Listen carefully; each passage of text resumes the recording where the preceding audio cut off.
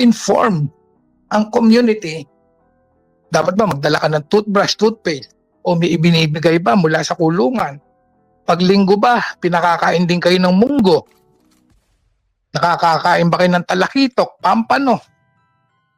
Magdadala ka ba ng Vaseline? Ano ba dapat? Magbabaong ka ba ng damit? Anong oras ang kain? Anong oras ang gising? Share naman dyan. Huwag niyo solohin. Mami Inday, alam ko nakikinig ka, paring nani. Mag-share naman kayo. Malay nyo, isa sa amin makulong. Dito. Lalo na si Ate Jo. Malay nyo, makulong si Ate Jo. Para at least may alam siya. Petroleum jelly, yes. Magbabaon ba ng mga ganyan? Mga ganung bagay ba? At saan pangkat kayo, aanid? Yung mga pangkat-pangkat na yan, like Sputnik, Komando, Bahala na Gang, mga mga paksyon niya ng sige-sige. Kaya yun ang gusto nating malaman. Ngayon, kung mayroon kayong tinatawag na tatak, pakita niyo yung tatak niyo.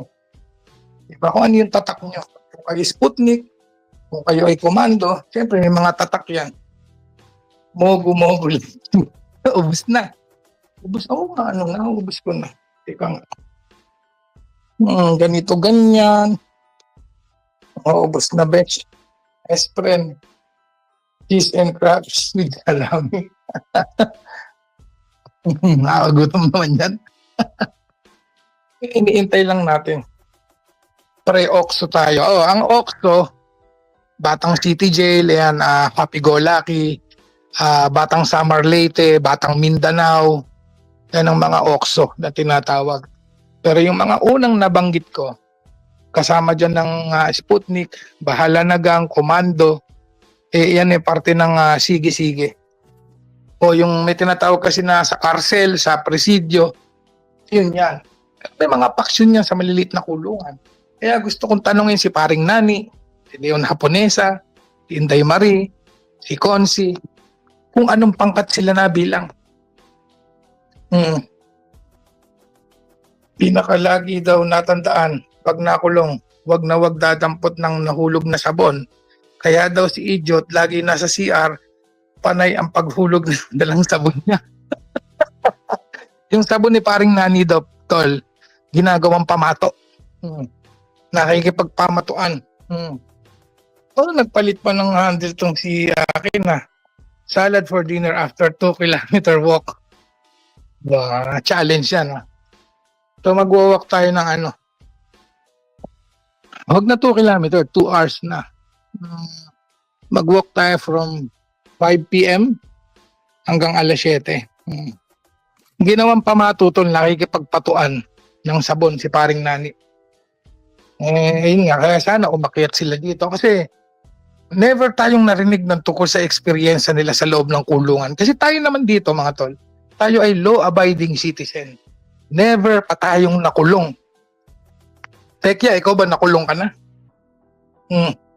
Ikaw tol, Heki, nakulong ka na? Hindi Wala pang nakukulong dito, Auntie Lavsky. Never pang nakukulong yan.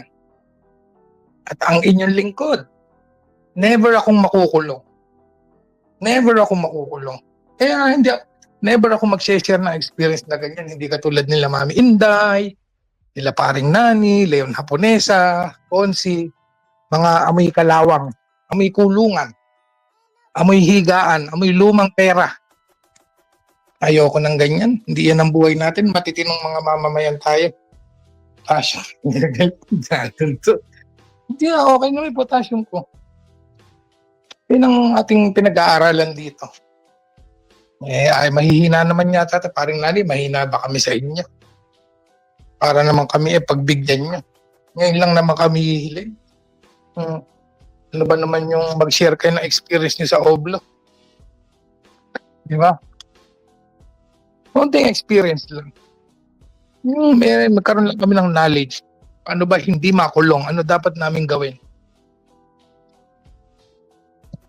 O pwede din yung paano ba makulong? Kasi puro kayo nakulong Nagsama-sama mga ex-con. Kasi hindi, kung titingnan nyo nga naman. Si Consi, nakulong na yan. Pinasa nga sa akin ni Chess yung yung photo niya na naka-orange. Tapos, si paring Nani naman, 2 beses nakulong. Si Mami Inday naman, naka-t-shirt pa na orange, nakabikangkang at nakanganga sa loob ng kulungan. Nakita ko rin yung photo na yon. Si Leon Haponesa naman, 1 taon mahigit ang binuno. Kasi hirap na hirap sa buhay, walang nagmamahal na kamag-anak. Kaya walang nagpiyansa. In short, pare-parehong napasok talaga sa oblo. Mga nakulong. Ang inyong lingkod na nagsasalita ngayon, although puro tattoo tayo, puro tayo tattoo, never pa tayong nakulong. Ew, yak. Why? Bakit ko sasayangin ang buhay ko? Bakit ako magpapakulong? Bakit ko aaksayahin ang oras ko sa loob ng kulungan? Ew. Never. Never. No, no, no, no, no. No, no, no, no, no, no. Kayo na lang. Ako, never kung gagayahin yung ginagawa ninyo. Hindi ako magpapakulong. No, no, no, no, no. Not my cup of tea. No, no, no, no. Madami lang tayong tattoo. Ang inyong lingkod ay marami lang tattoo. Pero never pa tayong nakulong. Ew. Yak. Kaderder. Nakakadiri. Yung imaginein ko lang. Sabi nga ni Rosa, imaginein. Kung aking imaginein ang imaginein na ako ay matutulog nang walang air condition. Ew. Yak. Yak. Yak. Ew. Ew. Ew. Ew. Ew. Yung matutulog tayo na tabi-tabi. Ew. Ew. Ew. Ew. Ew. Yak. Hindi ko ma-imaginein yan. Ew, ew, ew, ew, ew. Ew. Yak. Yung magsusuot ka ng orange. Ew. Ew. Hahabaan ko. Ew. Ew. Ew, ew, ew. Never. Never, ever, ever, ever, ever. Yung kakain ka ng kanin na parang lugaw. Ew. Yak. Never ako magpapakulong na katulad nyo. Hindi na. Pero, yun nga, meron siyempre, merong however, pero ngayon gagamitin ko, nevertheless, kung ako'y makukulong, sisiguraduhin ko, hindi pa lumulubog ang araw, mayor na agad ako. Ganun katindi ang inyong lingkod. Hindi ako pwedeng tagasunod. Ako sundin nyo, inuutusan kita.